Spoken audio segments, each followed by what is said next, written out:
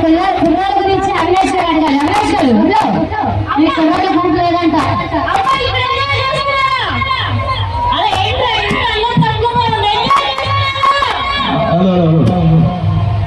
మేము వస్తే ఏమనట్లే అండి, మీరు వస్తే ఇంటికి అట్లా అరుస్తున్నారు.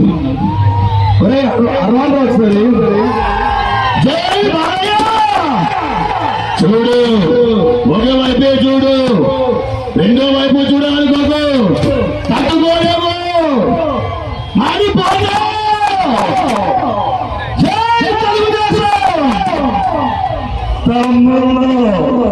ఎలా ఉన్నారు?